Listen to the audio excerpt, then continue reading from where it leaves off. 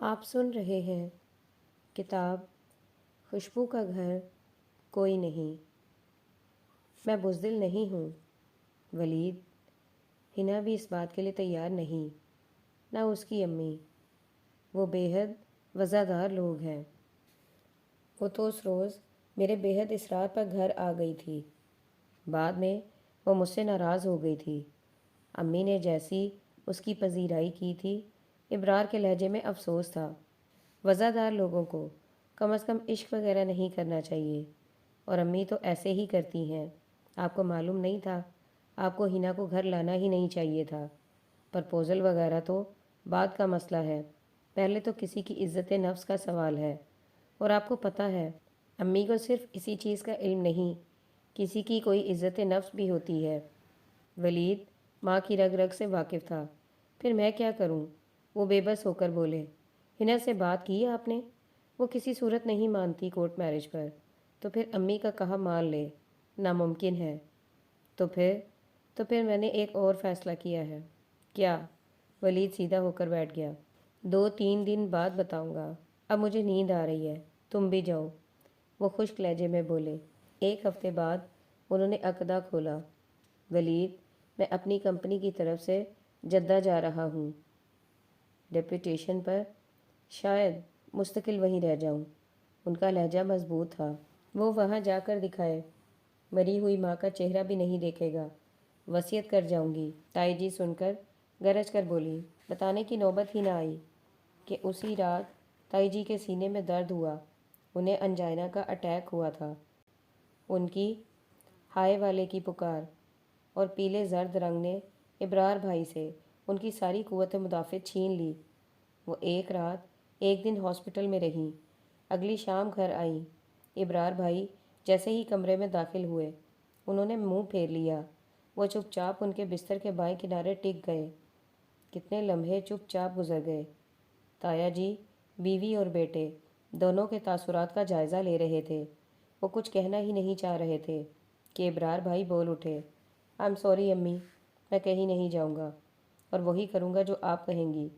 ان کا سر جھکا ہوا تھا اور آواز کسی گھڑے میں سے آ رہی تھی۔ امی جی کا چہرہ کھل اٹھا۔ انہوں نے ذرا سا اٹھ کر ان کا چہرہ چوم لیا۔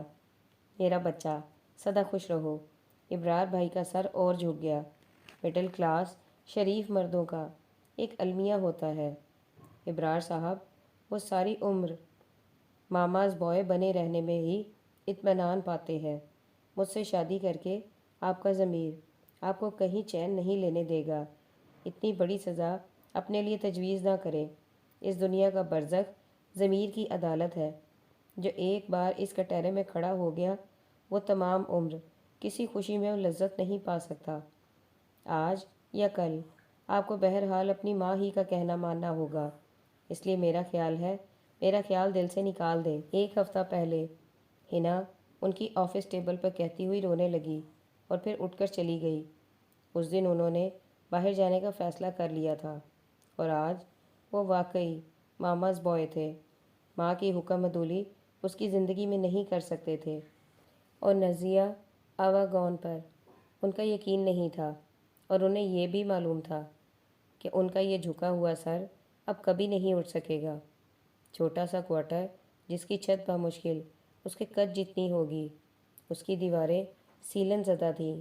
انہیں دیکھ کر گیلے پن کا احساس ہوتا تھا، جیسے رات بھر بارش ان دیواروں سے لپٹ کر روتی رہی ہے، یا ان پر ابھی کسی نے پانی کا چھڑکاؤ کیا ہو۔ کالے گیلے سیمنٹ پر کہیں کہیں سفیدہ سا جھلک رہا تھا۔ اس کا فرش اینٹوں کا تھا۔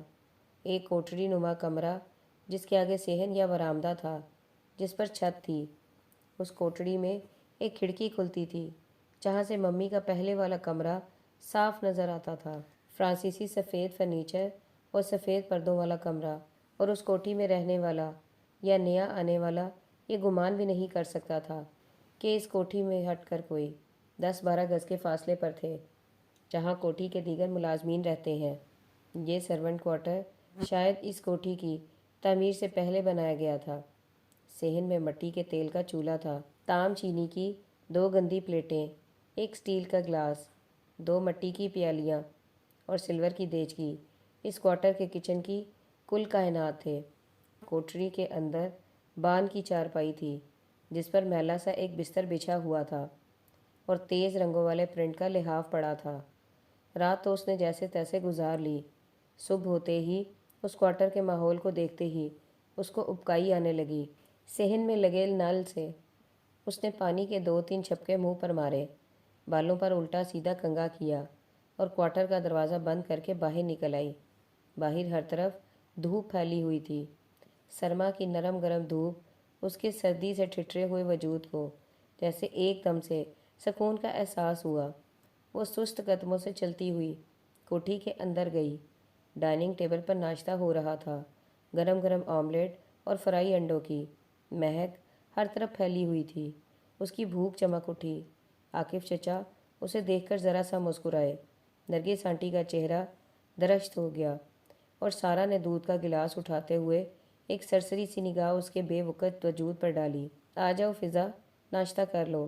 عاقف چچا نے اسے دعوت دی۔ وہ کر لے گی خود ہی۔ سارا دن اس نے یہاں رہ کر کیا کرنا ہوتا ہے؟ روٹیاں ہی توڑنی ہوتی ہیں۔ آپ ذرا جلدی کریں، آفس سے دیر ہو رہی ہے۔ نرگس آنٹی نے بڑی نزاکت سے ٹیشو پیپر سے اپنے لپسٹک زدہ ہونٹوں کے کنارے صاف کیے۔ ممی جیسی ریفائنڈ عورت کی بیٹی اکثر جاہلانہ گفتگو کرتی تھی۔ فضا نے سوچا، ہاں بس میں نے تو کر لیا ہے، جا رہا ہوں میں تو۔ فضا ادھر آ جاؤ تم میری چیئر پر۔ وہ اٹھ کھڑے ہوئے۔ نرگس آنٹی ان کے چونچلوں پر منہ بنا کر کھڑی ہو گئیں اور عاقف چچا سے پہلے باہر کی طرف بڑھ گئیں۔ عاقف چچا، مجھے آپ سے کچھ بات کرنی ہے۔ وہ ان کے پاس آ کر بولی۔ ہاں کرو۔ وہ جاتے جاتے رک گئے۔ مجھے کراچی بھجوا دیں پلیز، امی آپی کے پاس۔ مجھے یہاں نہیں رہنا پلیز چچا جان، وہ بڑا حوصلہ کر کے بولی تھی۔ پھر بھی آنکھوں میں آنسو آ گئے۔ گڑیا، ابھی تو ممی کا سوئم ہوا ہے، اتنی جلدی تو میں کہیں نہیں جا سکتا۔ ہاں آئی پرومس، میں 1-2 ہفتے میں تمہیں خود کراچی لے جاؤں گا، پھر تمہاری مرضی، تم وہاں رہنا یا یہاں رہنا۔ فی الحال تھوڑا انتظار کر لو، میں آج کل ذرا بزی ہوں، ٹھیک ہے؟ اب تم ناشتہ کرو۔ ان کا لہجہ خلاف معمول نرم تھا۔ عاقف چچا، مجھے اس کوارٹر میں نہیں رہنا، مجھے وہاں سے خوف آتا ہے، پلیز مجھے ادھر ہی رکھ لیں۔ وہ ان کے کوٹ کا بازو تھام کر منت سے بولی۔ کون سے کوارٹر؟ کوارٹر میں ہو تم؟ تم ادھر ہی رہو نا، ادھر کہاں رہ رہی ہو تم؟ میں ممی کا کمرہ ٹھیک کروا دیتا ہوں تمہارے لیے، وہاں کوئی بھی نہیں ہوتا۔ میں جاتے ہوئے عبدل سے کہہ دوں گا تم وہیں رہنا، اوکے؟ اب میں چلتا ہوں، اب تم ناشتہ کرو۔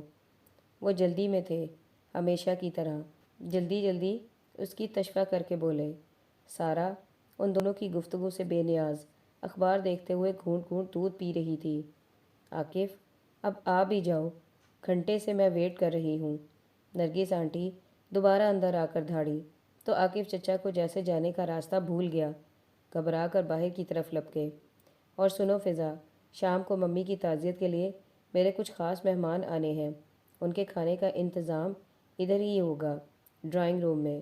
تم شریفہ اور بٹلر کے ساتھ کوکنگ کر لینا، یوں منہ اٹھا کر فارغ نہ گھوما کرو، کوئی کام بھی کر لیا کرو۔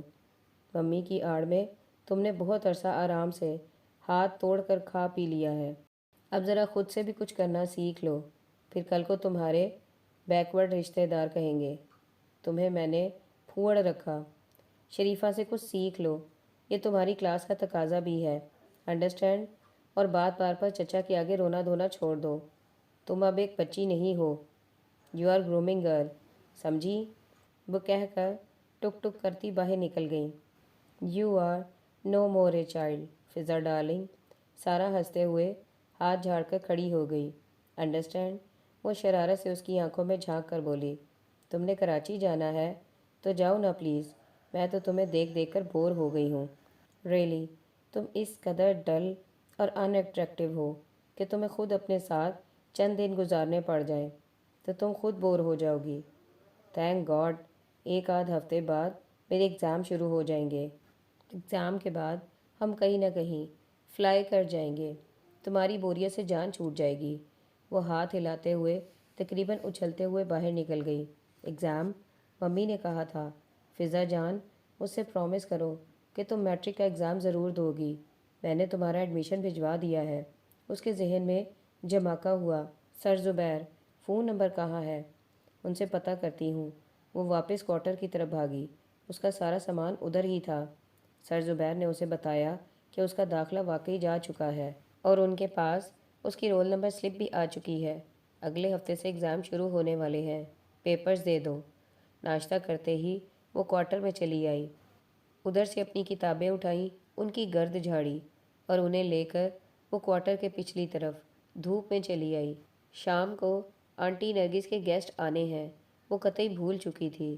شام ڈھلنے تک وہ وہیں بیٹھی پڑتی رہی۔ درمیان میں بھوک لگی، وہ نظر انداز کر گئی۔ ایک ہفتہ تو ہے بیچ میں۔ شام کو سر آ جائیں گے رول نمبر سلپ اور ڈیٹ شیٹ لے کر، اس نے خود کو سمجھایا۔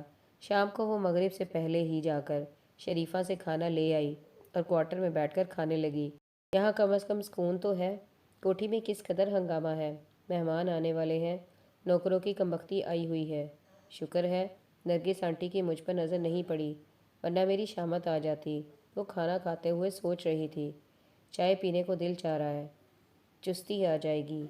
رات کو دیر تک پڑھوں گی، کراچی جانے سے پہلے ایگزام تو دے دوں، وہیں کالج میں ایڈمیشن لے لوں گی۔ ایمی آپی اور عبیرہ آپی فون پر پوچھتی ہیں، فضا اسکول جا رہی ہو؟ اسٹڈیز کیسی جا رہی ہیں؟ اب میں انہیں کیا بتاؤں کہ میں نے تو اسکول کی شکل بھی نہیں دیکھی۔ میرا میٹرک کا رزلٹ اچھا آ گیا تو دونوں خوش ہو جائیں گی۔ ابھی تو 10-12 دن ہے ایگزام میں۔ وہ پھر سے کتابیں لے کر جت گئی۔ گھر میں ابرار بھائی کی شادی کے ہنگامے جاگ اٹھے۔ تائی جی کا بس نہیں چل رہا تھا کہ ساری خدائی بیچ کر ابرار بھائی کی بری میں لگا دیں۔ تایا جی کی بڑبڑاہٹیں، ان کا تل ملانا تائی جی پر کچھ اثر نہیں کر رہا تھا۔ شادی کی تیاریوں میں سر فہرست از سر نو گھر کی تعمیر و مرمت شامل تھی۔ ابرار بھائی کا کمرہ چھوٹا تھا، اس کے ساتھ اسٹور روم خاصا بڑا تھا۔ تائی جی نے اسٹور کو کمرے میں شامل کروا کے اسے لگژری بیڈ روم کی شکل دے دی۔ سارے گھر میں پینٹ ہو رہا تھا۔ پچھلے صحن کی بھی قسمت جاگ اٹھی تھی۔ سارا صحن صاف کروا کے نئے گملے اور پودے لگائے گئے تھے۔ کبوتروں کے ڈربے نئے منگوائے گئے تھے، ان پر پینٹ کروایا گیا تھا۔ کچن کی سادہ سلیب پر وائٹ فارمیکا کے کیبنٹ لگوائے گئے۔ نیا سنک، نئی کھڑکیاں اور دروازہ کچن کی شکل ہی بدل دی گئی تھی۔ باہر کے اجڑے ہوئے لان کو سنوارا گیا تھا۔ تایا جی نے ایک مالی رکھا۔ چند ہی دنوں میں ہرا بھرا لان آنکھوں کو تراوٹ بخشنے لگا۔ یوں لگ رہا ہے مصر کی کلیوپیٹرا آ رہی ہے گھر کی انسپیکشن پر۔ چلو اسی بہانے ہم بھی کچھ عرصہ اچھی اور پرآسائش زندگی کے مزے لوٹ لیں گے۔ ولید آتے جاتے تائی جی کو سناتا، وہ انسنی کر دیتی۔ آج کل انہیں گھٹنوں اور جوڑوں کا درد بھی بھولا ہوا تھا۔ صبح 5 بجے اٹھ جاتی اور پھر سارا دن ایک پل کو بستر پر کمر نہ ٹکاتی۔ سارا دن ریشمی کپڑوں، چائنا سلک کے دوپٹوں، جارجٹ اور شفون اور ویلوٹ کی نئی ویرائٹی میں الجھی رہتی۔ آج کل ان کا رویہ ایمن سے بھی بہت اچھا ہو گیا تھا۔ سارا کام اسی سے کرواتی۔ اندر باہر کے چکر، درزی کے مشورے، جیولر کے پھیرے، سب میں ایمن کی شرکت لازمی ہوتی تھی اور ولید ان کا ڈرائیور بنا ہوا تھا۔ تم پاگل ہو رہی ہو انیسہ ان فضول کے بکھیروں اور اسراف میں کہتا ہوں کچھ خدا کا خوف کرو، کچھ ہمارے کھانے پینے کے لیے بعد میں بھی رہنے دو۔ کیوں ہم سب کا دیوالیہ کروانا ہے؟ آج یہ سب کر لو گی، کل ولید کی دفعہ۔ ہمارے پاس اتنا نہ ہوا تو پھر ایمن بھی تو ہے۔ سب بچوں کا خیال رکھو، کیوں ایک ہی کی خوشی پر سب کچھ لٹا رہی ہو؟ تایا جی کبھی پیار سے، کبھی منت سے تائی جی کو سمجھانے کی کوشش کرتے۔ نہ ولید کے ابو، مجھے ایک بات بتاؤ، کیا میں اس قدر بے وقوف ہوں جو سب کچھ اندھے کنویں میں جھونک دوں گی؟ آخر مجھے کچھ نظر آ رہا ہے تو میں کر رہی ہوں نا۔ میرے گھر میں بہو نہیں آ رہی، لکشمی آ رہی ہے۔ تم اتنی سی بات کیوں نہیں سمجھتے؟ آج اگر میں اس کی چاہتے کروں گی تو کل کو اپنے سپنے پورے کروں گی۔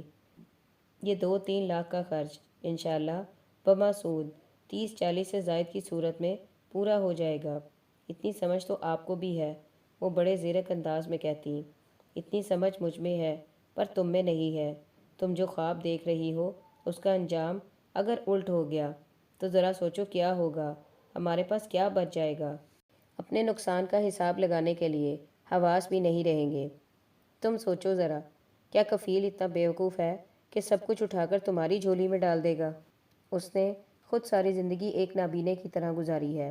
روپے کی جگہ اس نے دھیلا خرچ کیا ہے۔ پیسے سے اتنا پیار کرنے والا کیا یوں ہی سب کچھ تمہارے حوالے کر دے گا؟ در نایاب اس کی بیٹی ہے، اور پھر تمہاری بھاوج، جس نے ساری زندگی تم سے ٹھیک طریقے سے بات نہیں کی، کہ اب وہ اتنی آسانی سے یہ سب ہو جانے دے گی؟ پیسے کی ترسیل وہ کم از کم تمہاری طرف نہیں ہونے دے گی۔ یہ سب کچھ سوچ لو۔ تایا جی انہیں ڈراتے۔ ہاں، یہ باتیں تو کبھی کبھی مجھے بھی خوفزدہ کرتی ہیں، لیکن انسان کو کبھی منفی سوچ نہیں رکھنی چاہیے۔ آگے آ جاتی ہے۔ میں بھی یوں ہی دل کو سمجھا لیتی ہوں تو ٹھیک ہو جاتا ہے۔ پھر بھی خدا نخواستہ اگر ایسا ہو گیا تو کیا ہوا؟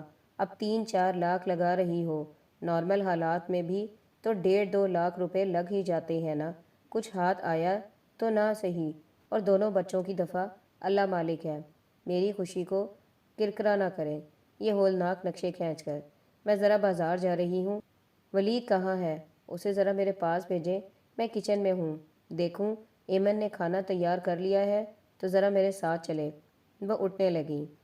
ارے خدا کی بندی، اس وقت تو بیٹھو، 7 بج رہے ہیں، بازار بند ہونے کو ہے، کل چلی جانا۔ اس بچی کو بھی کچھ پڑھ لینے دو، اس کے فائنل امتحان سر پر ہے۔ سارا دن وہ ہانڈی چولہا اور تمہارے بازاروں کے چونچلے، اس کا کتنا خرچ ہو رہا ہے۔ تمہیں کچھ خیال کرنا چاہیے۔ خیال ہی تو کر رہی ہوں۔ یہ موا پڑھائی کا کانٹا اسی سال ختم ہو جائے گا تو کل اس نے یہی کام کرنے ہیں۔ دعا کریں اس دوران ہی کہیں اچھا رشتہ نظر آ جائے تو میں ایک دن کی دیر نہ لگاؤں۔ پڑھ کر اس نے کیا کرنا ہے؟ نوکری کرنی ہے کوئی؟ 2-4 سالوں بعد سب پڑھا لکھا چوپٹ ہو جاتا ہے، پھر یہی ہانڈی چولہا اور کپڑے لتے کی سمجھداری کام آتی ہے۔ میں اسی کام میں اسے ماہر کر رہی ہوں۔ دیکھیے گا جس گھر میں جائے گی ان کاموں میں مات نہیں کھائے گی۔ یہی چیزیں کام والی ہیں۔ یہ ڈگریاں تو الماریوں کے نچلے خانوں میں کہیں پڑی رہتی ہیں، ان کو کون پوچھتا ہے۔ ووٹ کھڑی ہو گئیں۔ کھانا بھجواؤں آپ کے لیے؟ نہیں، ابھی نہیں، میں کہتا ہوں پھر تو ایمن جس گھر میں جائے گی اس کے تو نصیب جاگ جائیں گے، بقول تمہارے امور خانہ داری میں اس قدر ماہر جو کر دیا ہے تم نے اسے۔ تایا جی یوں ہی بولے۔ ہاں تو میں غلط کہہ رہی ہوں کیا؟ دیکھیے گا آپ کیسا سسرال میں نام کرے گی جا کر۔ میری تربیت کوئی ایسی ویسی ہے؟ وہ فخریہ انداز میں بولی۔ بڑی خوش قسمت ہوگی پھر تو ایمن کی سسرال، ہے نا؟ وہ مسکرا رہے تھے۔ ظاہر ہے، اس میں کیا شک ہے؟ تائی جی ان کے انداز کو سمجھ نہیں پا رہی تھی۔ اب یاد رکھنا اس بات کو، بلکہ قائم رہنا اس بات پر۔ وہ کھڑے ہو کر ہنستے ہوئے بولے۔ کیا مطلب ہے آپ کا؟ وہ رک کر ذرا تیکھے انداز سے بولی۔ کوئی مطلب نہیں، تم جاؤ، دیر ہو رہی ہے، میں ولید کو دیکھتا ہوں، اور جلدی آنا، میں اتنی دیر کھانے کا انتظار نہیں کر سکتا۔ وہ باہر کی طرف مڑتے ہوئے بولے۔ اسی لیے تو کہہ رہی ہوں ابھی کھا لیں، ہمیں دیر ہو جائے گی۔ تائی جی بڑبڑائیں۔ وہ انسنی کر کے باہر نکل گئے۔ اس کے ایگزام اس کی توقع کے خلاف ہوئے تھے۔ آخری پیپر دے کر وہ بہت خوش ہوئی تھی۔ آج تو جو مرضی ہو جائے، میں چچا جان سے کہوں گی اب مجھے کراچی بھجوا دیں یا مجھے ٹرین میں بٹھا دیں، میں خود ہی پہنچ جاؤں گی، ایڈریس مجھے لکھ دیں۔ وہ منصوبے بناتی عاقف چچا کے کمرے کی طرف آئی۔ شریفہ، عاقف چچا اندر ہیں؟ پاس سے گزرتی شریفہ سے اس نے پوچھا۔ نہیں جی، صاحب جی تو کل سے اسلام آباد گئے ہوئے ہیں۔ وہ ذرا رک کر بولی۔ کب تک آ جائیں گے؟ بھلا اس نوکرانی کو بیچاری کو کیا معلوم؟ پھر بھی وہ پوچھ بیٹھی۔ پتہ نہیں جی، وہ شاید 2-3 دن لگیں گے۔ کافی بھاری سوٹ کیس لے کر گئے ہیں، اور آج بیگم صاحبہ بھی چلی گئی ہیں سارا بی کو لے کر۔ اوہو، تو اس کا مطلب ہے میں کوٹھی میں اکیلی ہوں اور مجھے کسی نے بتانے کی بھی ضرورت محسوس نہیں کی۔ وہ مرے مرے قدموں سے واپس لاؤنج میں صوفے پر بیٹھ گئی۔ عاقف چچا واقعی 3 دن بعد آئے۔ وہ 3 دن ادھر ہی رہی۔ کوارٹر میں جاتے ڈر لگ رہا تھا، اکیلے پن کا احساس بڑھ گیا تھا۔ عاقف چچا آپ مجھے بتا کر بھی نہیں گئے کہ اسلام آباد جا رہے ہیں۔ وہ جیسے ہی اندر داخل ہوئے فوراً آگے بڑھ کر شکایتاً بولی۔ چلو اب تم رہ گئی ہو جسے میں بتا کر آیا جایا کروں۔ وہ غصے سے بگڑ کر بولے۔ مجھے کراچی جانا تھا اس لیے، میرے ایگزام کتنے دن پہلے ختم ہو گئے ہیں۔ آپ نے خود ہی تو کہا تھا کہ مجھے لے جائیں گے، وہ ان کے غصے سے ذرا سہم کر بولی، ہاں کہا تھا، غلطی ہو گئی، پورا نہیں کیا، اب میں بے حد تھکا ہوا ہوں، نہیں تو تمہیں ابھی لے کر جاتا کراچی۔ کراچی میں پھول پتاشے بٹ رہے ہیں، وہاں جاؤ گی تو سارا شوق پورا ہو جائے گا، یہاں کا آرام تم سے سہا نہیں جا رہا۔ اب جب جاؤں گا لے جاؤں گا، مجھے اب کچھ آرام کرنے دو، میں ابھی اتنے لمبے سفر سے لوٹا ہوں۔ وہ غصے سے بڑبڑاتے ہوئے کمرے کی طرف بڑھے۔ ان کا مزاج بے حد بگڑا ہوا تھا، اس کی مزید بات کرنے کی ہمت نہ ہوئی۔ پھر کتنے دن اور چپکے سے سرک گئے۔ اس کا میٹرک کا رزلٹ بھی آ گیا، وہ فرسٹ ڈویژن میں پاس ہو گئی۔ عاقف چچا، مجھے کالج میں ایڈمیشن لینا ہے۔ انسان بڑی ڈھیر چیز ہے، فرمائش کرنے سے باز نہیں رہتا۔ دھتکارنے کے باوجود، ہاں لے لینا، میں کہہ دوں گا اشرف سے تمہارا داخلہ کروا دے۔ انہوں نے اپنے مینیجر کا نام لیا اور وہ خوش ہو گئی۔ پھر انہی دنوں تایا جی کراچی سے ابرار بھائی کی شادی کا کارڈ لے کر آ گئے، اس سے بڑی محبت سے ملے۔ تایا جی مجھے اپنے ساتھ لے جائیں۔ ان کے محبت بھرے رویے سے متاثر ہو کر وہ پھر سے فرمائش کر بیٹھی، ہاں ہاں کیوں نہیں، تم چلو میرے ساتھ، ایمن تمہیں بہت زیادہ یاد کرتی ہے، اور تمہاری تائی جی بھی، اب تو میرے ساتھ ہی چلنا۔ وہ اس کے سر پر ہاتھ پھیر کر بولے۔ اس کا دل خوشی سے اچھلنے لگا۔ عاقف کو تو ٹائم ہی نہیں ملتا، بچی کو بہنوں سے ملوا لائے۔ دنیا جہاں کے لوگ کاروبار کرتے ہیں، لیکن تمہارا کاروبار ساری دنیا سے نرالا ہے، جس سے ذرا سا بھی وقت نہیں ملتا کہ کبھی فون کر لے کسی کی خیر خیریت معلوم کرنے کے لیے۔ عاقف چچا سے بولے، سوری بھائی جان، بس کیا کروں، ایسا الجھا ہوا ہوں اس بزنس میں، کیا بتاؤں۔ مجھ سے فضا نے کتنی بار کہا ہے کہ میں اسے کراچی لے جاؤں، پھر وہی وقت کی کمی۔ کراچی جاتا بھی ہوں، بھاگم بھاگ میں ہی وقت گزر جاتا ہے، لیکن اب انشاءاللہ شادی میں ضرور آؤں گا، میرا آپ سے پکا وعدہ ہے، اور فضا کو بھی ضرور لاؤں گا۔ اسے معلوم تھا کہ ان کا وعدہ پہلے وعدوں جیسا پکا ہے۔ خیر تمہاری مرضی، تم آنا یا نہ آنا، لیکن میں فضا کو لے کر جا رہا ہوں، ایمن نے مجھے تاکید کی تھی۔ اب میں تو بچی کا دل نہیں توڑ سکتا، اور اس فضا کی طرف دیکھا ہے تم نے، کس قدر کمزور ہو گئی ہے، اور رنگ بھی کیسا مدھم سا ہو گیا ہے۔ بس بھائی جان کیا کروں، اتنی تو کوشش کرتا ہوں، حتی الامکان جب بھی وقت ملے اس کا خیال رکھوں، بس مصروف بندہ ہوں، بہت کچھ چاہتے ہوئے بھی نہیں کر سکتا۔ اس کا اپنا گھر ہے، یہ اپنا خیال خود رکھ لیا کرے، کوئی اسے منع کرتا ہے، یہ خود ہی ابھی تک جھجکتی ہے۔ وہ روایتی لہجے میں بول رہے ہیں، اور تمہاری بیوی، اس کو کیوں بھول جاتے ہو، وہ یہاں کسی کو اپنی اجازت کے بغیر سانس لینے دیتی ہے جو اسے، خیر بہرحال اب تو میں اسے اپنے ساتھ لے کر جاؤں گا۔